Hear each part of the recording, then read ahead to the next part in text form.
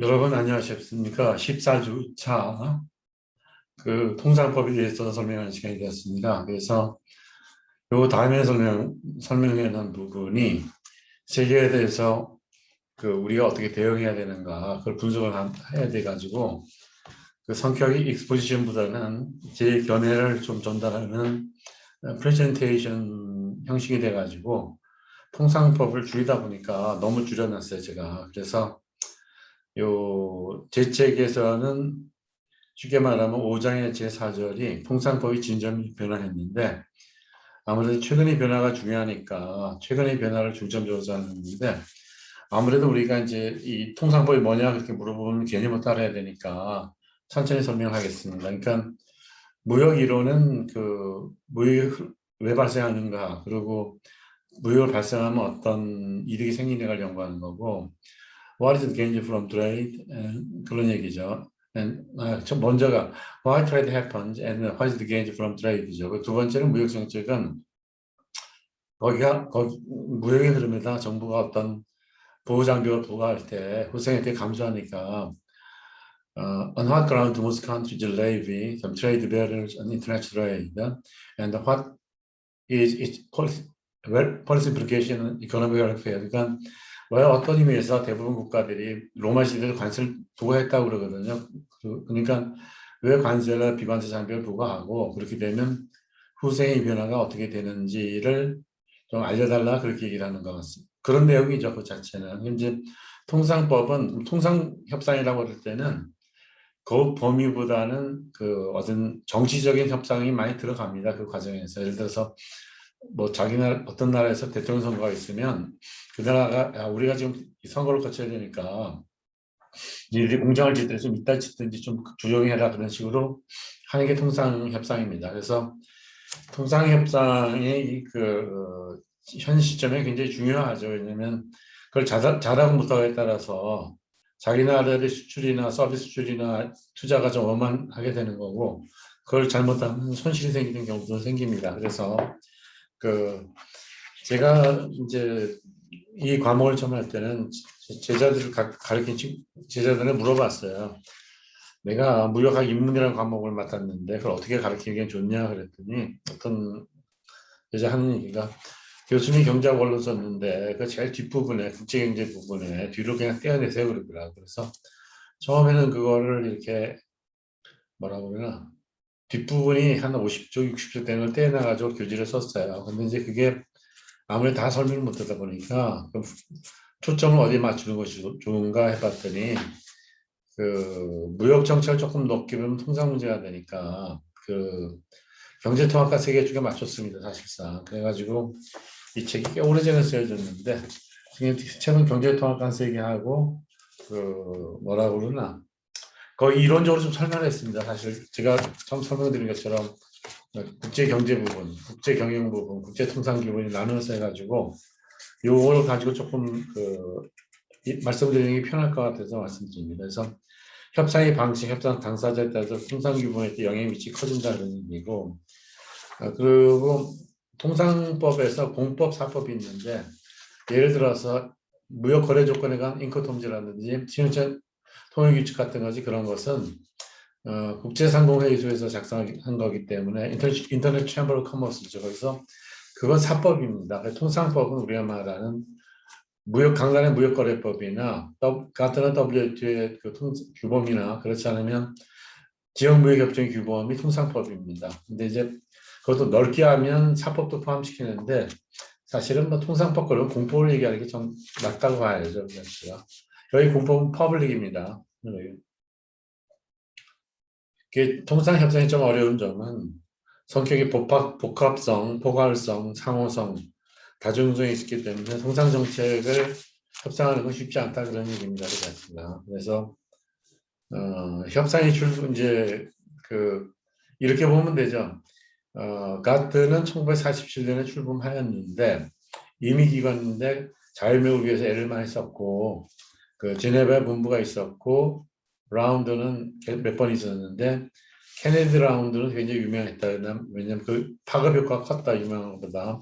왜냐하면 관세를 일괄적으로 인하했기 때문에 무역이 확대에 크게 기여한 거고 그 도쿄 라운드는 걔도 신흥공업이죠. 거기서 수출을 많이 하니까 뭐라 그러나 그 구조적 실업이나 경기적 실업이 선진국에 생기니까 그, 그 보조금 가지고 사행산업을 좀 보호하자는 게 그 저겁니다. 그 신무역 보호주의고 그 도쿄 라운드에서는 쉽게 말하면 선진국 간에는 산업 내 무역을 활성화시키고 개도국의 제가 하는 일과 관세 인하 협정 같은 거는 GSP라고 그러죠. General System of Preference를 점점 줄이는 방향으로 갔죠. 거기서는. 그래서 관세 협상의 대표적인 이제 무역 보완인데 그리고 1996년에는 WTO 출범하고 나서 전반적인 그 환경이나 뭐 해외 투자에 대해서 전반적인 논의가 좀 있었습니다. 그리고 관세 협상이 대표적인 이제 그 규범인데 하여튼 가트 입장은 관세율을 최대한으로 낮추자는 거고 가끔 명목 관세를 실효 관세를 물어볼 때 있을 때는 그런 건 마찬가지예요. 뭐 명목 이자율, 실질 이자율 할 때 제가 허빙 피셔가 잠깐 얘기해 드리는 것이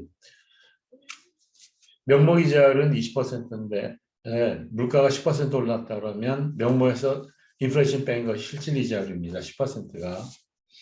그리고 그러니까 마찬가지로 환율도 명목 환율, 실질 환율이 있는데 그럼 쉽게 말씀드리면 유럽 연합에서 그 유로를 쓰는 나라끼리는 환율이 같냐 그러면 그건 아닙니다. 왜냐하면 명목 환율은 같은데 나라마다 인플레이션이 다르기 때문에 실질 환율은 다릅니다. 그럼 기업가 관심을 가지는 건 어떤 분야냐 그러면 기업가는 실질 환율에 관심을 더 많이 가지는 겁니다. 그러니까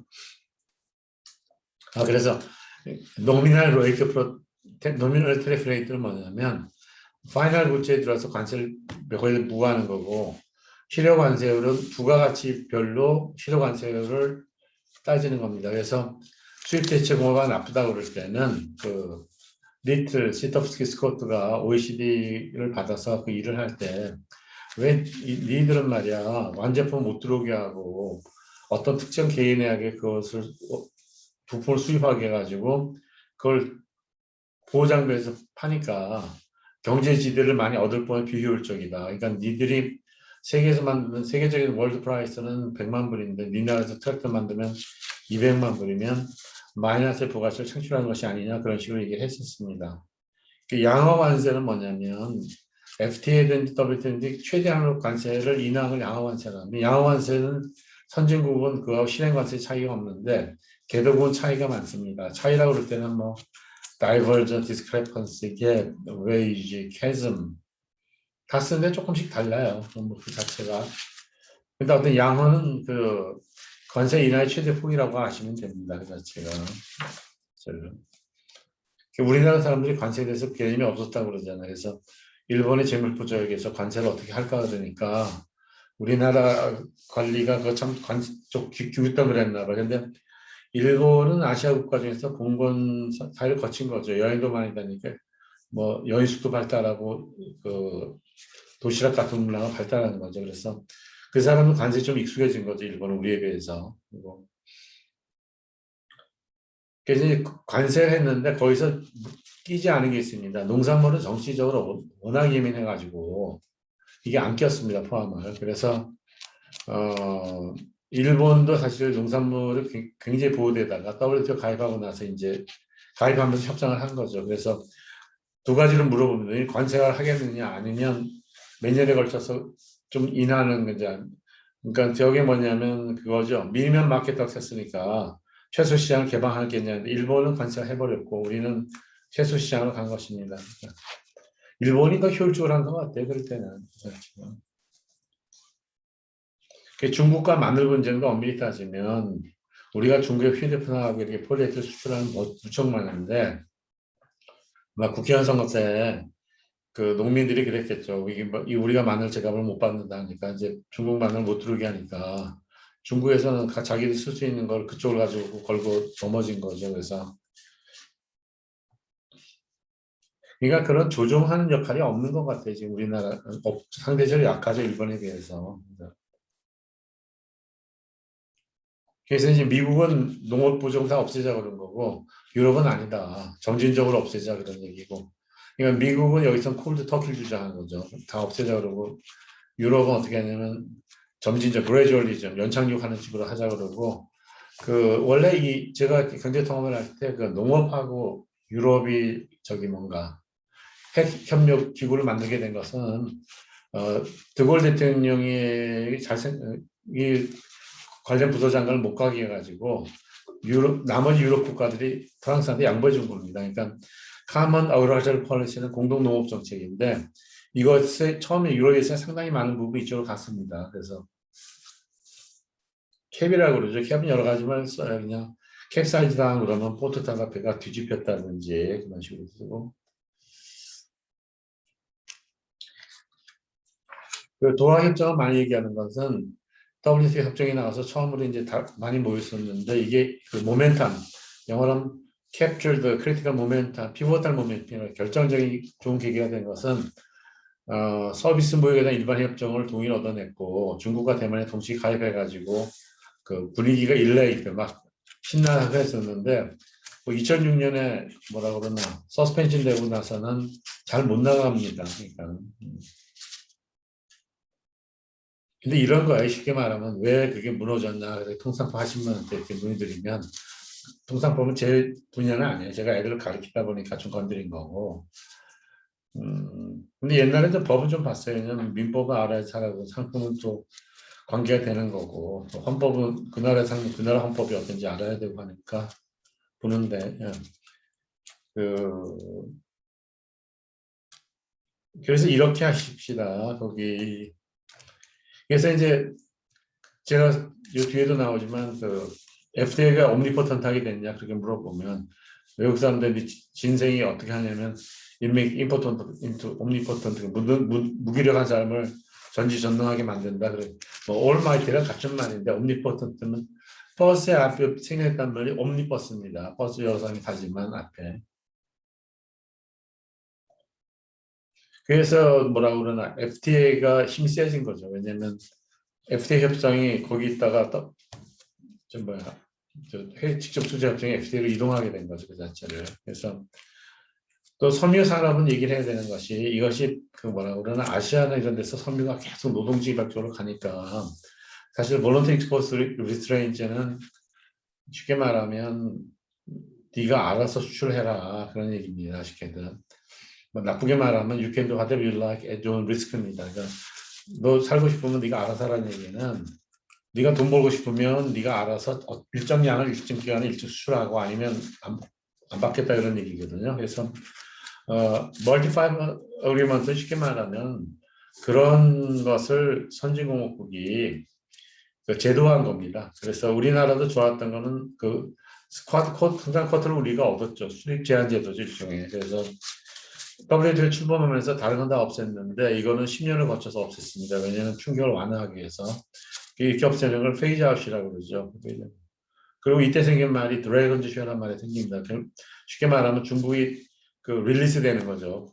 그 쿼터에서 풀려나는 건 중국이 거의 다 가져갔으니까 드래곤즈 쇼가 됩니다. 그리고 또 협상이 재밌는 게 미국 그 이런 문제가 생기니까 유럽하고 미국이 세이프가드를 발동하니까 중국이 여기에 대해서 현명하게 대처했습니다. I'll think about it 그러되 조금 있다. 니들이 정 그러면 우리도 서비스나 개방을 늦출 수밖에 없다 그럽니다. 근데 선진국 입장에서는 서비스가 진짜 노른자위니까 어떤 문제를 하자, 뭐 과거를 묻지 마세요 그런 식으로 넘어갔던 것 같습니다. 그 자체를.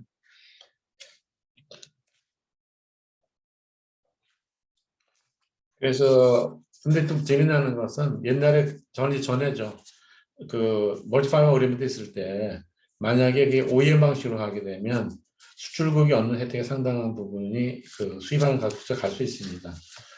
그러니까 이렇게 할게 그냥 수요 곡선이 내려 공급이 올라가면 그 상품이 우리나라는 3만 원에 파는데 프랑스는 세계적으로 3만 원에 팔 수 있다. 그러면 만약 우리가 수입 개방하면 소비자 인가 증가하는 거죠. 밑에 부분이. 근데 만 원으로 3만 원을 팔게 되면 없어지는 부분이 그 생산자 가지는 제일 왼쪽이고 그 사각형 부분이 뭐가 되냐면 관세 수입이 되고 없어지는 삼각형 두 개가 이제 자정 손실이 됩니다. 그래서 거기서 이제 수입 규제나 이걸 하게 되면 이쪽 부분이 수출국의 생산업자에 가는데 만약 OEM 방식으로 하기엔 다시 수입국으로 가게 된다.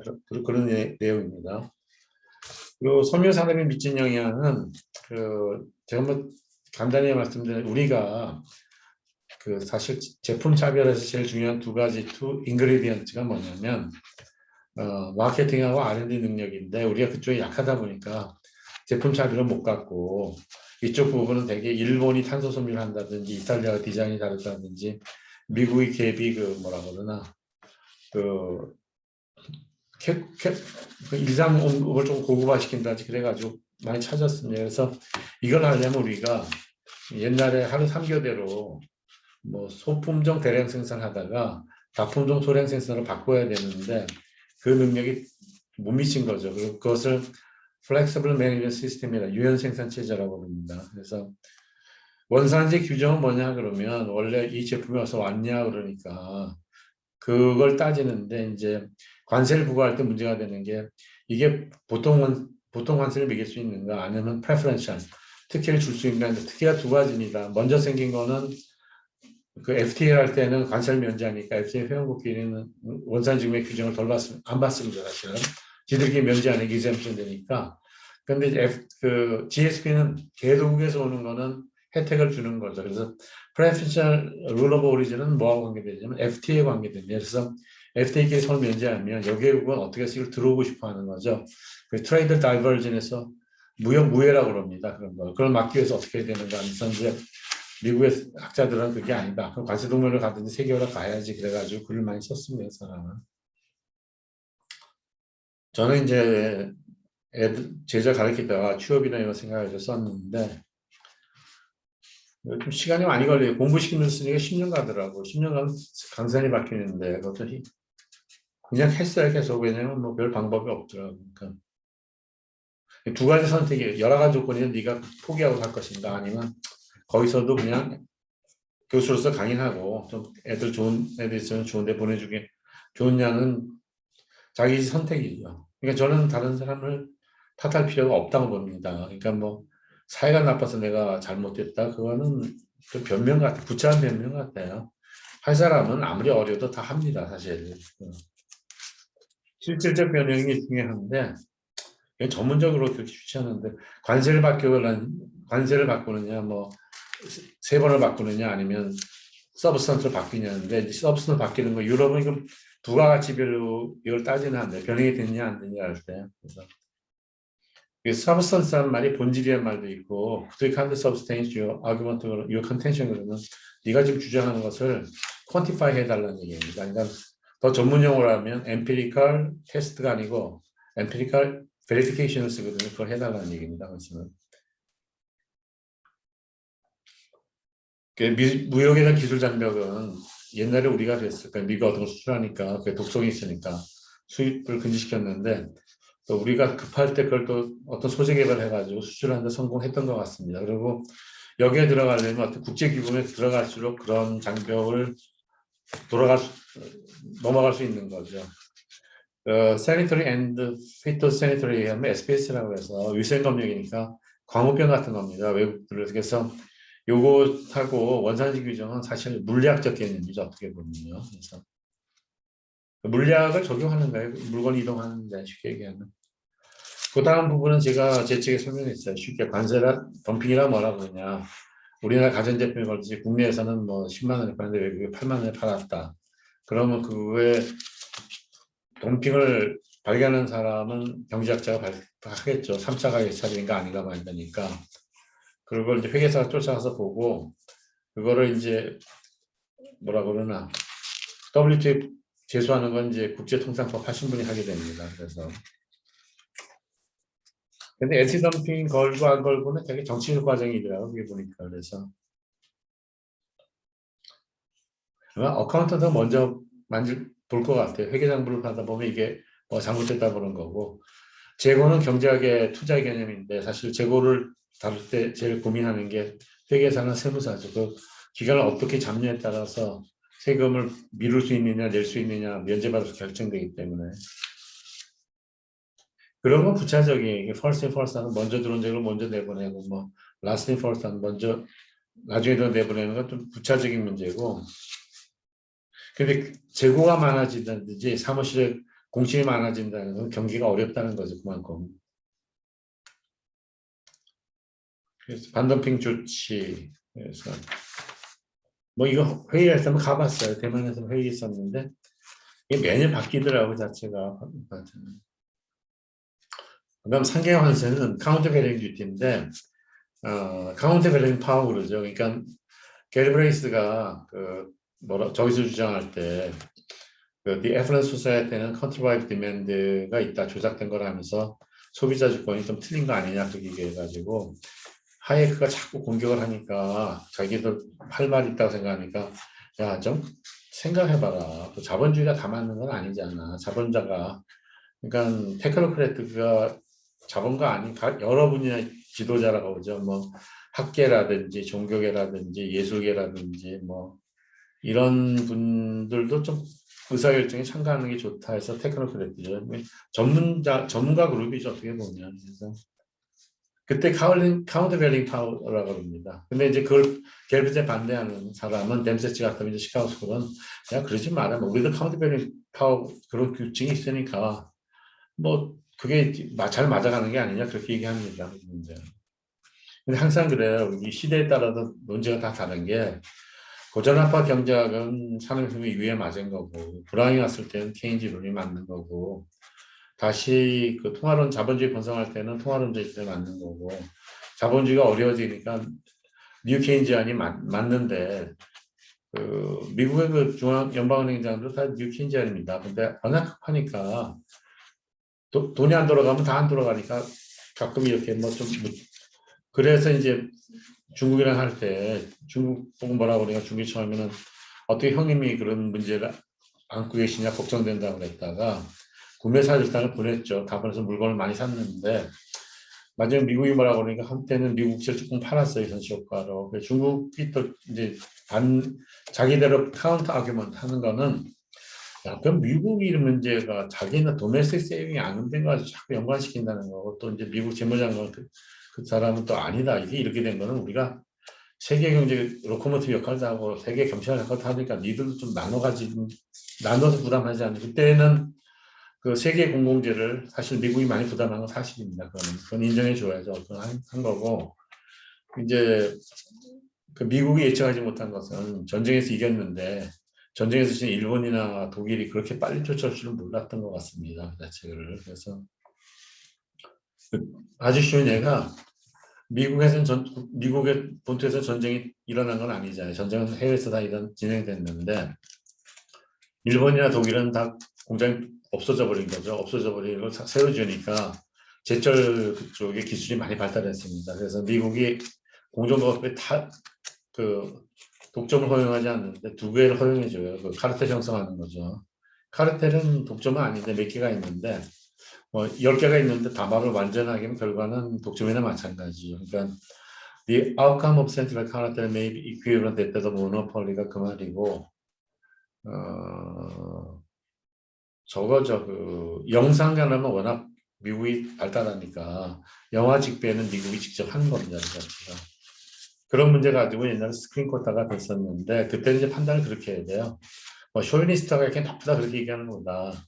전반적인 대차 대조변 손익계산서를 봐가지고 유의결정 없고 발달시키는 게 나은데 우리가 뭐 잘 넘어간 것 같습니다. 그래서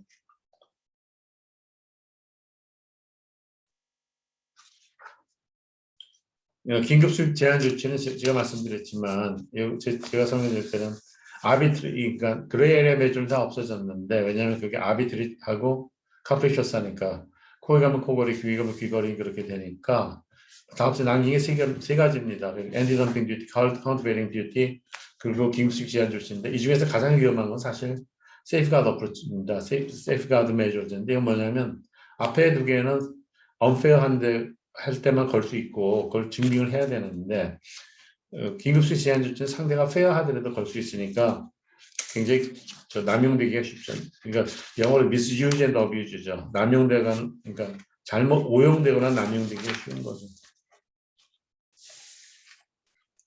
분쟁 해결들 자 그래서 그다음 서비스 무역이 나오는데 제가 말씀드린 것처럼 서비스 무역이 논의된 건 1980년대 초입니다. 그래서 저도 그때 학술 세미나 대할 때 서비스 북이 뭔지 잘 몰랐어요. 그때 토픽이 우루과이 가는 중이가 농업의 개방, 서비스 개방에 대해서 많이 얘기했습니다.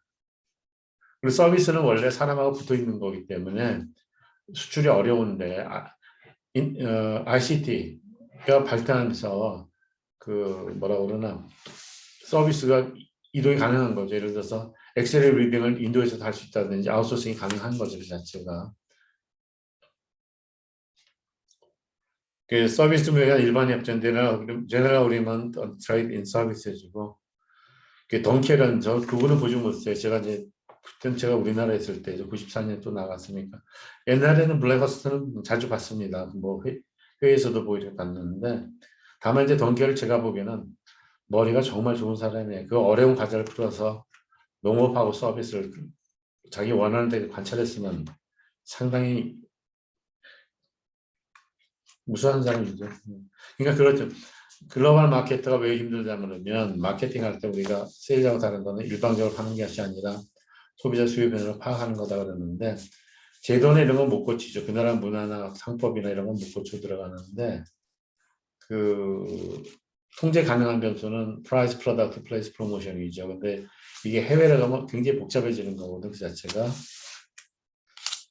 지적재산권은 조금 어려운 개념인데 이거 제 책에 설명한 것처럼 제뉴인 상품이 있는데 어텐틱이라고 그러죠. 그래서 그런 게 있는데 가짜를 보면 페이크라고 그럽니다. 페이크가 이제 표지 같은 데 나오고 그러니까 페이크가 되면 어떤 지적 소유를 도둑질해 갔다 그런 거죠. 뭐 제가 아는 어떤 흔한 대학 교수한 사람이 상당히 잘 나가다가 뭐 우리나라로 왔다 갔는데 그 사람이 그만뒀다고 그러더라고요.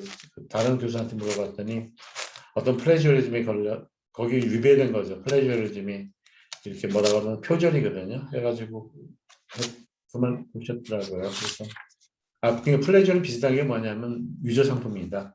페이크, 파이어리시, 카운터피트, 포지 근데 다 다르겠습니다. 그 자체가 위조 지폐면 카운터피트를 씁니다. 포지는 그러니까 이제 그 뭐라 그러나 IT 제품은 파이어리티거든요. 파이어리트.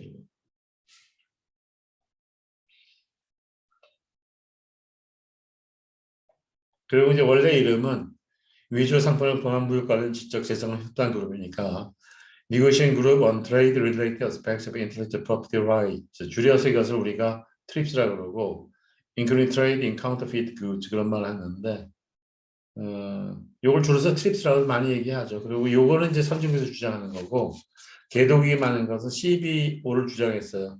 Conventional Biological Diversity 그러면 이거 아주 쉽게 말하면 그래요. 브라질 아까 원유가 난다 그러면 그 원유가 미국이나 선진국은 그 드릴링하는 기술이 워낙 많이 드니 오일 리그 설치하는 게 워낙 많이 드니까 우리나라 조선사에서 한번 손해봤잖아요. 뭐 해상 구조물이 쉬운 줄 알고 들어갔다가 그 기술 부분이 안 돼가지고 나중에 혼났습니다. 그 자체를. 그래서 그 여기 뭐냐면 그 자원이 나라가 주권을 가져야 된다 그렇게 주장하는 거예요. 거기에 대해서 이제 선진국은 아니다. 이건 원래 노하우가 많이 되니까 속이 캐는 사람이 속이 임자지 뭐 능력도 없는 사람이 그 자기 걸 하면 어떻게 되냐 해가지고 논쟁이 있던데 그런 논쟁이 있다고만 알아두세요 그냥. 그래서 자본거래는 제가 말씀드린 것은 FTA 맺을 때 먼저는 상품을 먼저 하고 자본거래 나중에 하고 시차를 두고 하는 거죠. 서비스 무역한다 그런 얘기고 해외 직접 투자가 본격적으로는 60년대부터입니다. 미국도. 그래서 쉬운 얘기로 재통수명주기설이 대두된 건데 그때 재통수명주기설은 제가 보는 관점에 제가 틀릴 수도 있지만 미국의 해외 직접 투자를 뭐라고 그러나 정당화하는 위해서 많이 쓰였고 해외 직접 투자가 나쁘다고 다국적 개발할 때 하이머가 많이 주장했습니다. 해외 직접 투자가 되면서 GNP 개념이 GDP로 바뀌는 거죠. 근데 우리에 더 관심을 가지면 우리 GDI에서 더 관심을 가져야 된다. 거기다가 교육 조건을 하고 그러니까 교육 조건이요 이래요. 그러니까 아담 스미스 국부론이 맞다는 얘기가 이게 현재가 발달해서 여러 가지 발달하지만 기본적으로 그 아담 스미스는 저거죠. 쉽게 말하면 분업과 특화에 따라 생산이 증가할 수 있으니까 분업과 특화를 어떻게 하는 게 중요한 거고 핵쇼리님도 사실 노동자본을 벌는데 그 다음 노동자본에서 그걸 막 분할을 나누는 겁니다. 그리고 참고로 핵쇼린 이론에 따르면 제일 점이 유수부전도니까 우리는 저걸 수출하는 거죠. 노동집약 상품 수출하고 미국은 자본집약 상품 수출하게 되는데 그러면 그 요소 가격이 균등화된다는데 그렇지 않은 게 있습니다. 그게 이제 예를 들어서 non competing 그룹입니다. 예를 들어서 unskilled labor가 있고 skilled labor가 있고 그 다음에 테크니션 있고 엔지니어 있으면 그 사람 경쟁을 하긴 하는데 어떻게 해요? 다른 그룹이 하니까 임금 결정은 다르게 되는 거죠. 그러니까 이건 요소시장 가르칠 때 그걸 가르칩니다. 요소시장이 뭐냐? 그러면 상품 구조가 누구가 자본이다. 그리고 가르치면 국민 소득의 순환적금을 가르치면서 기업은 가게에다 제품을 팔면 그리고 가게는 기업에다 생산료를 받는 반대 방향으로 기업이 레비뉴하고 팩트인감이 들어가는데 감가상각이 없다면 생산분이나 생산료는 같다. 그리고 또 그것이 더 중요한 것이 이것에서 빠지는 게는 저축이고 들어가는 게 인젝션이 있으면 그 투자다 그렇게 얘기하는 거거든요. 뭐 물어볼 때는 상시장에서 물어보니까 제 생각에 잘 모르면 뭐 수학 해두면 좋아요. 저도 나중에 알았는데 그게 이제 제일 좋은 거는 뭘 아는지 모를 때 테스트할 때 수학이 좀 편합니다. 거시 문제도 그렇고 풀어봐라 그러는 거고 요새 추세가 그쪽으로 가는 것 같은데 그러니까 최근 한 7, 8년부터 그런 것 같고 또 그게 없으면 저 가까운 친구 중에 일본 친구가 일본에 오던 친구가 너 뭐하니 그랬더니 시간만 집합 개념만 공부한다 그러더라는데 집합 개념 공부하는 것도 괜찮죠. 그것도 한 도움이 됩니다. 어소트먼트는 양말을 분류하는 거고 하는데 되게 이제 뭐가 잘못해서 이제 애들이 글 쓰면 막 이렇게 제멋대로 간다든지 정리하려면 어질러 봤더니 벡터나 스칼라 개념을 가졌나 못 가졌냐에 따라서 그걸 하더라고요. 그래서 이제 논문 쓰는 게 왜 어렵냐면 앞으로만 가는 게 아니라 뒤로가 옆으로도 가고 우리나라에서 처음 유럽에 가서 공부하신 분은 박사를 5년에 한 게 아니라 10년 걸려서 하셨습니다. 왜냐면 그거죠. 적응이 안 되는 거죠. 이 제도가 다른데 거기 적응하다 보면 이제 고치라 그러면 앞에를 고치면 하나만 고치는 게 아니라 쭉 리퍼쿠션을 이렇게 하면 그만큼 시간이 갑니다. 그 자체가.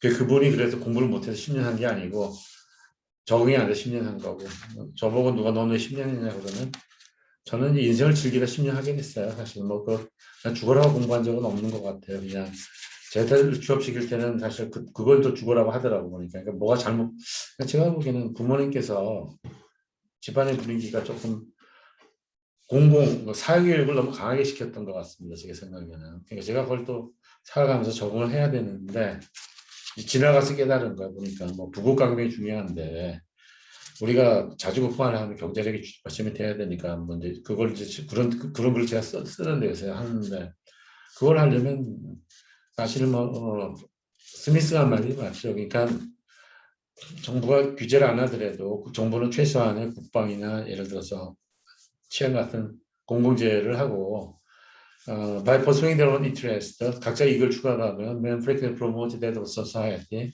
사회 전체 공익을 추구하는데 then when he really 의도했던 보다 그런 거다 하니까 그것도 맞는 것 같아요. 그 분위기가 그쪽이었더니 영국에서는. 그러니까 이제 요새 세계적인 어려운 문제는 글로벌 공공재를 어떻게 공급하고 또 큰 나라끼리 담합할 때 작은 나라는 별 방법이 없더라고. 지금 지구온난화를 교토 프로토콜은 임의로 했었거든요. 근데 파리 협약에서는 이제 컴펄서리로 바뀐 거죠. 그럼 이게 대신 뭘 또 하냐면 이제 잘 사는 나라도 버퍼가 없는 거예요. 그래서 통상법한을 물어봤어요. 제가 왜 이게 실패했냐 그랬더니 DDA 협상도 쭉 나가다가 97, 8%다 되려다가 이제 서로 붙은 거죠. 이제 그 미국이 유럽 보고 니달은 왜 수출 보조금을 주냐 그러니까 그 유럽 애들도 할 말은 있는 거지만 니들 농무선이 그렇게 국내 보조 주지 않았냐 다 주긴 줬어요 사실은 왜냐면 그 선거 과정도 복잡하게 다 준 거니까 그러면서 뭐 티트 포텟 서로 보복하다가 그 잘 안 그래서 예를 들어서 유럽이 공동정책 제일 유명한 카먼 그 저거죠 어그리컬처 폴리시인데 그 전에 제일 먼저가 에스피리트입니다.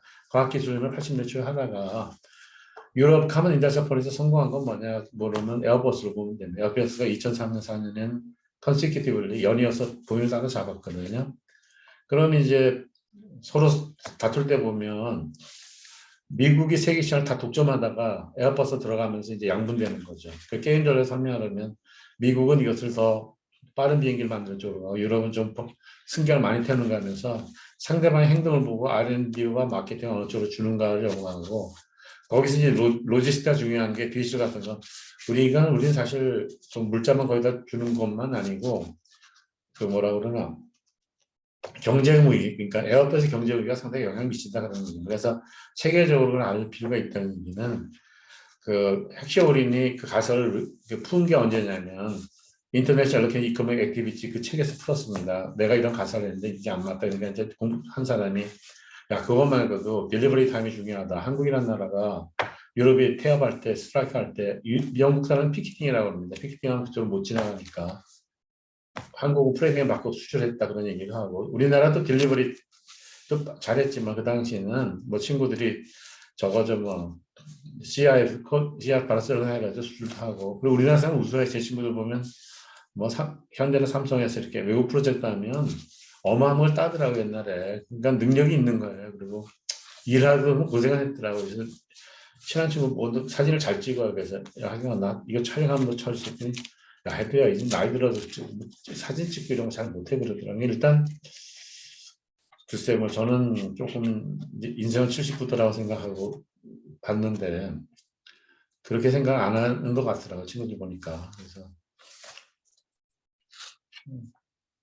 그 친구는 교회를 나갔어요. 제가 물어봤어요. 너 왜 교회를 나가게 됐니? 그랬더니 삼성전자 너무나 일하는 게 힘들어가지고 뭐라고 그러나 교회 지나가다 종소리 듣고 가게 됐다고 그러더라고요. 그래서 지금 며칠 한 달 전에 또 전화가 왔어. 그래서 코로나 때 못 봤는데 우리 친구들이 돌아가면서 바꿔 사니까 내가 살살 내서 좀 미루자 그러지만 아니 건강이 중요한 나중에 진짜 이렇게 뭐 전국 장로 무슨 회의 어셈블리 그런 모임이 있나 봐. 그 준비한다고 그러더라고요. 그러니까. 미안합니다. 수업하다 이런 얘기하면 안 되는데 수업에 관계되는 얘기만 할게요. 다양한 투자 협정은 무너진 것이 그렇게 보면 되죠.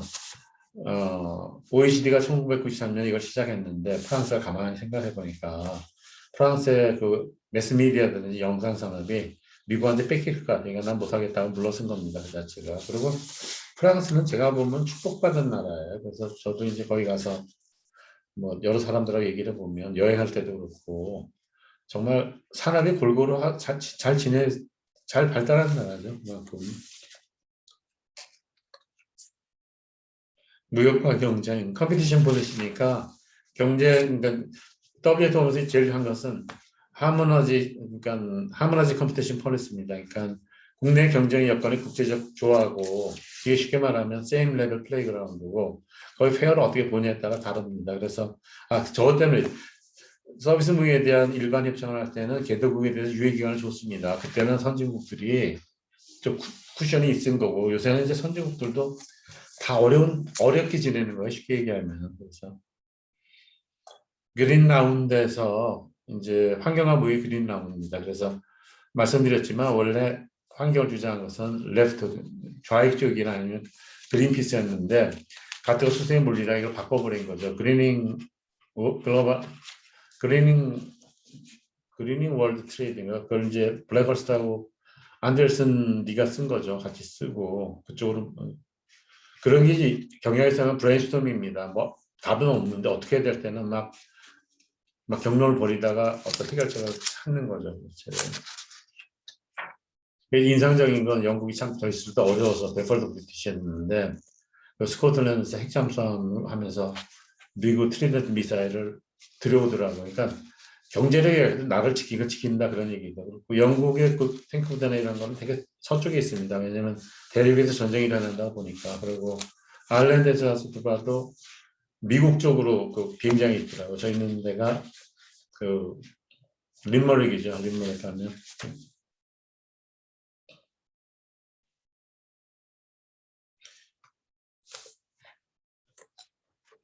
그래서 이제 CT가 되고 뭐 보면 이거 자꾸 얘기하면 너무 정보 조달도 이제 공개해야 된다 그래가지고 정보 조달 규모가 제일 큰 미국일 겁니다 사실상.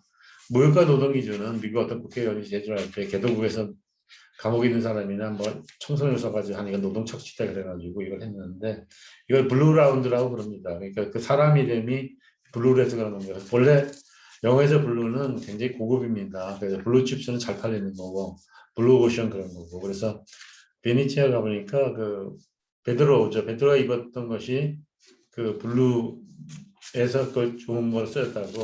쉐이즈 블루 블러드는 쉐이즈 백그라운드 아리스토크래틱 그런 뜻입니다.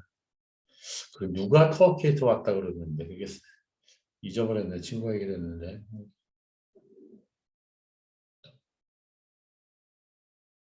그 연계 배경, 그 전자상거래가 있고, 전자상거래는 참 예민한 문제예요. 왜냐면 제가 그 경제통합을 쭉 볼 때, 유럽 애들이 늘 하는 것이, 우리가 그 IT 산업에 뒤져가지고, 우리가 사실 미국 애들이 우리를 다 내려다보기 때문에 이걸 규제해야 된다는 얘기도 나오고, 또 워낙 그 마이크로소프트가 팔 때 끼어 팔기를 하면서, 뭐 소비자한테 좋은데, 이제 법원에서 그것도 규제할 때도 있죠.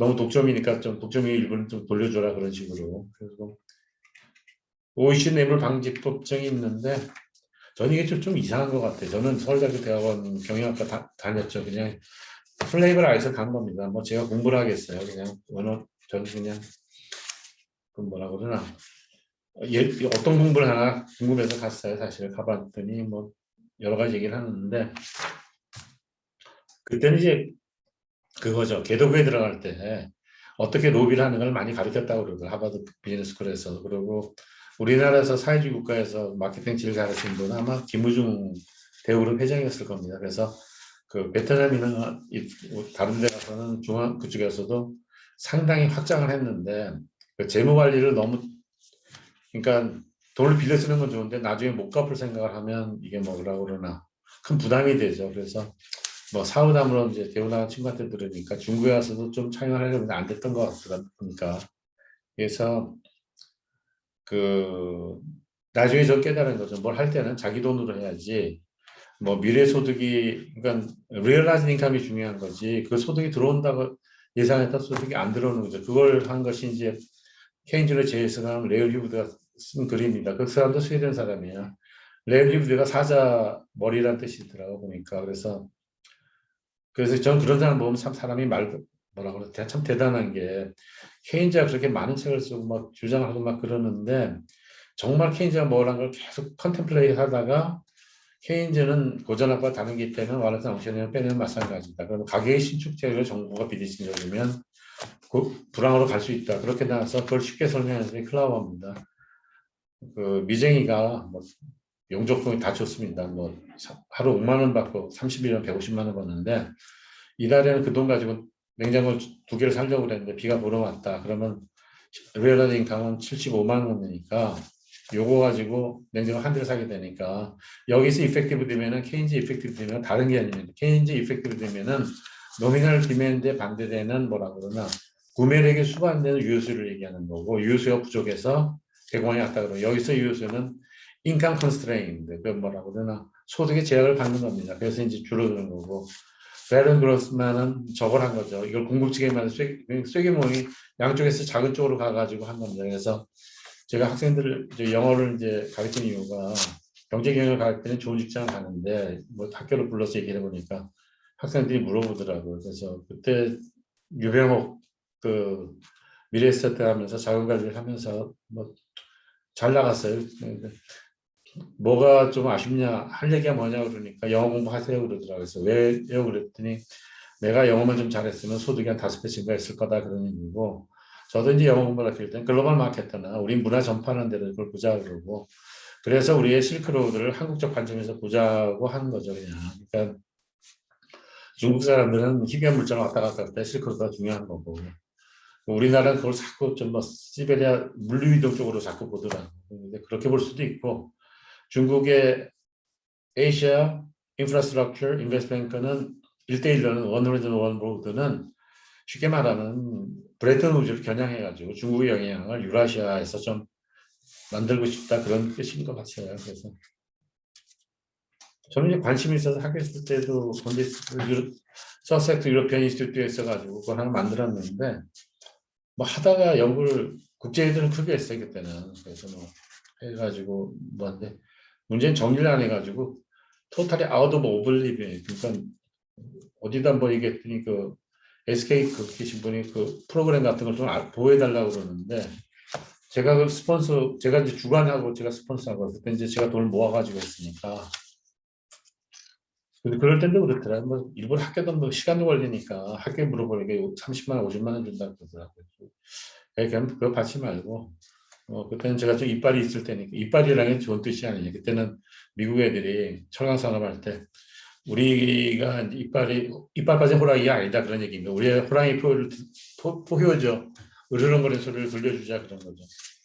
착각할 때도 있는 것 같아요. 제가 테니스 칠 때 뭐 서비스 놓고 들어가면 호랑이처럼 보이려고 했는데 잘 안 되더라고요. 원래 부드러워가지고 공을 부드럽게만 쳐야 아직도.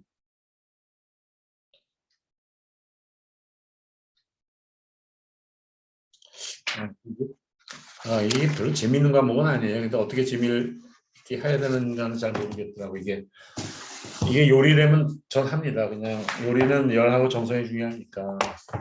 스파게티가 누들이 이건 아니냐 뭐탁 잡아 벽에 던져서 붙으면 익은 거고. 또 시즈닝이 왜 중요하냐면 동양의 서열을 바꾸는 건 완전히 시즈닝입니다.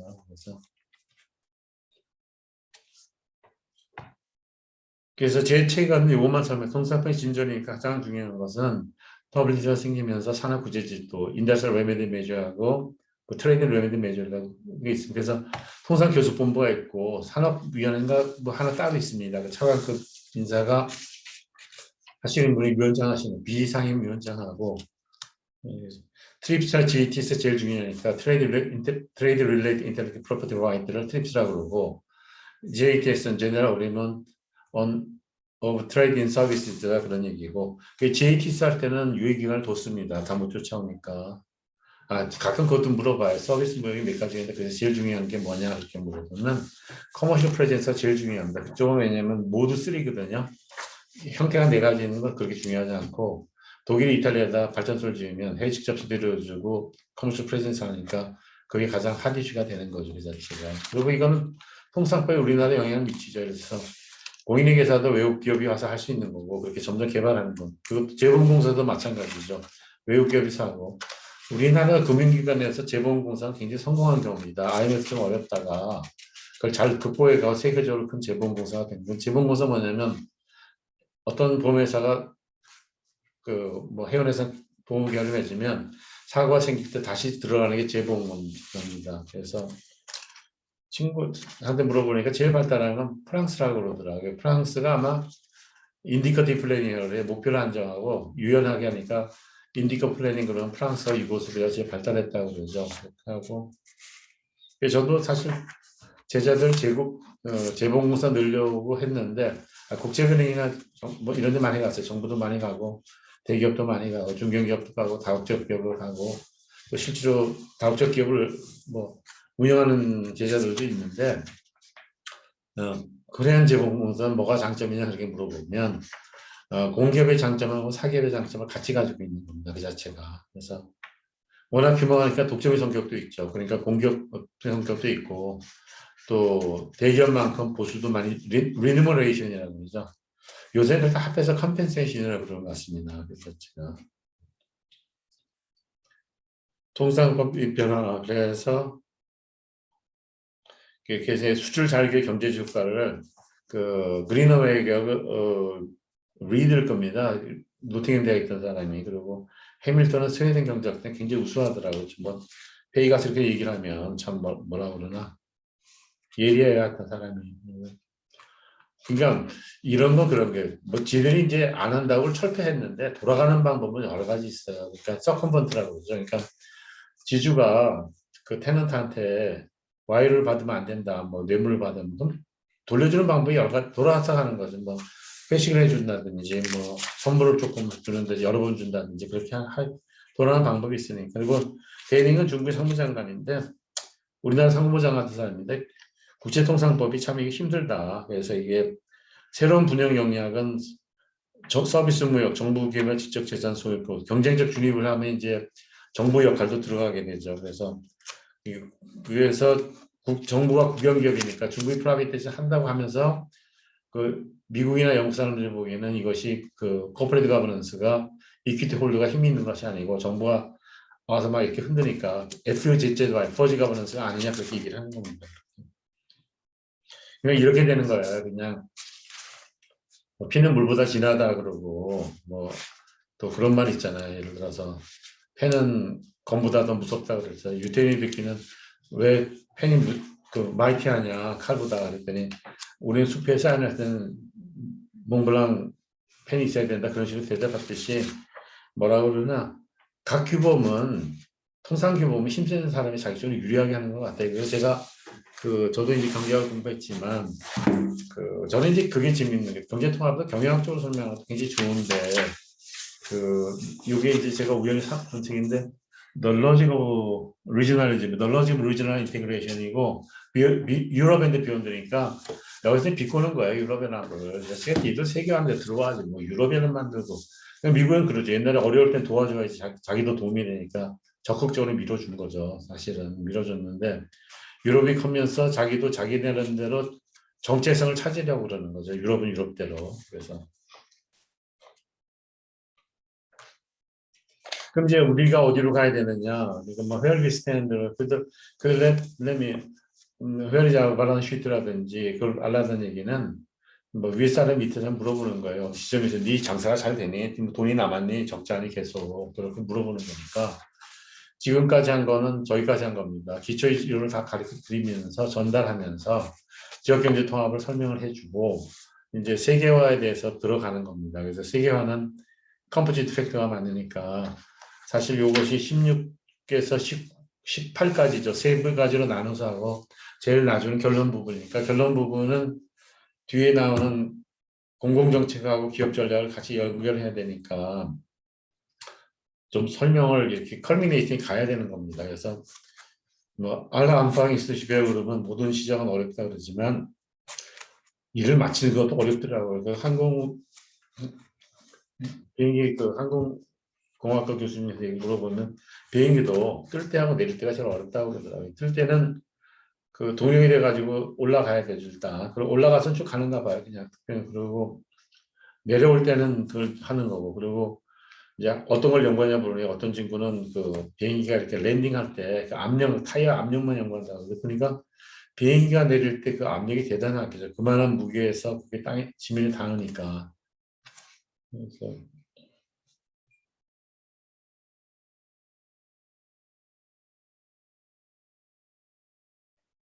세계관 상황, 저것만 말씀드린 상황 적합 이론이 뭐냐면 제가 이 건물을 가르칠 때 미일정 분석을 거의 따라서 가면 그게 이제 시제 일치성이면 통화론자처럼 이걸 따라해야 된다는 거. 그래야 크레딧이 생긴다는 거고 뉴키안자는 외부에서 익스터널 임펄스가 왔을 때 그때 따라 바꿔야 되니까 동태적 균형이 효율이 더 중요하다는 겁니다. 그래서 저는 이제 다이나믹 이피셔시를 쫓아가는 걸 할 거고 그렇게 되면 시제 불일치성이 되는 거죠. 그래서 여기서는 이제 제가 한 거는 세계화 지역화나 세계화가 있고 지역화가 있고 간접 정보가 있는데 미리 답안을 쌓으면 상대방한테 전략을 공개하는 쪽이 되니까 자기가 정책 변수를 가지고 잘 만드는 게 중요하고 뭐 기업을 그러니까 스웨덴처럼 ABB 같이 세계적인 기업을 몇 개 가지는 게 좋은 겁니다. 스카니아도 스웨덴하고 저기 합작해서 저 어딘가 독일하고 그 세계적인 큰 트럭은 그 독일에만 하고 스웨덴의 스카니아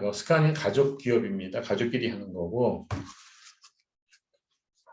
전체 재벌한테 혜택 받은 것도 없는데 재벌을 그게 헤이트리에 뭐 미워하거나 그러진 않아요. 그리고 재벌 제 친구 중에 그런 친구도 있는데 친구가 뭐 테니스 칠 때 졸때 섞이다가 뭐 회장하면서 뭐라 그러나 조금 뭐 거들린 그러면 그런가 보다 하는 거고 거기에 대해서 하지 않습니다. 그래서 전에 아버님이 타겠을 때 이제 모르는 사람 몇 사람 왔더라고요. 그래서 보니까 큰 회사는 회장이 오면 반개 회사 큰 회사 네 대 사람 같이 오더라고요. 회장이 어느 집에 문상을 가면 그 같이 왔 그래서 고맙다고 갔어요.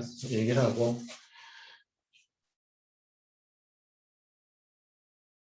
그게 상황 적합 이론을 아는 게 중요하고 여기에 대해서 이제 지휘 회장이 얘기할 때 뭐 트럼프도 욕하지 마라 이게 세계화가 갑자기 이렇게 된 게 아니고 미국이 삐걱거리면서 그 흔히 말하는 현호석 부총리가 제치 앞에 추천서 주면서 그런 거예요. 세계적인 공공재가 잘 운영이 안 되니까 세계적인 공공재와 정부의 협력 관계를 어떻게 하냐가 굉장히 중요한데 레세페르 자유방임을 그대로 지키면서 이거 하는 게 쉽지 않다 그랬거든요.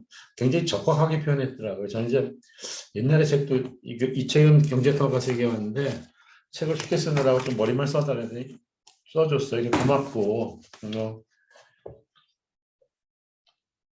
이제 가까운 분이지만 이제 그런 차이는 있더라고요. 이제 공부만 하는 사람은 정치적 역량은 떨어지더라고요. 그래서 저도 정치는 젬병입니다. 그러니까 정치를 하려면 일단 자기 이해관계가 얽혀야 되는데 저는 이해관계가 얽히면 거기서 물러서요. 그 이유가 살 사람 그렇게 살고 난 조용히 살고 싶다는 게 제 철학입니다. 그렇다고 절대 비난하지는 않습니다. 뭐 그런 거 비난하는 건 좀 사람이 쪼잔한 것 같더라고요. 그리고 남에 대해서 많이 알고자 하는 사람은 되게 정치하는 사람이에요. 왜냐면 뭐 트집을 잡으면 걸 알아야 되니까. 그건 잘 몰라. 가까운 친구가 부총장이 되는데 몰랐어요. 그래서 미안하다고 그래서 선배 교수가 또 뭔가 서장, 학장, 경희대학 원장 됐는데도 인사를 못 드려서 근데 관심이 없는 거죠. 뭐 할 사람은 거기 사고 난 나대로 있고 그리고 이제 개인적인 비용 편입 분석은 저도 할 줄 알아요. 바보도 아니니까 표정 관리하는 사람도 있고 정치하는 사람도 있는데 저는 표정 관리도 못하는 안 하는 거죠 사실은. 그래서 요거를 좀 제가 재미있게 좀 쓰려고 그랬어요. 그랬더니 재미있는지 그건 이제 두고 봐야 될 것 같습니다. 그래서 이게 좀 어려운 것이 여기서 컬미네이팅을 잘 해야지 제가 이권을 여기도 올리게 되는데 소득주도 성장이 정말 우리나라 부자로 가서 한반도가 통일되고 좋은 나라가 되는 건지 이 소득주도 성장으로 인해 가지고 우리가 곤두박질 쳐가지고 자본적 손실이 커서 못 일어날 수도 있지 않나 그런 생각도 들고 그러면 그걸 뭐 이렇게 과장법으로 얘기하면 안 되고 객관적으로 한번 보자 그래가지고 그 성장 이론은 거시경제에 나오는 겁니다.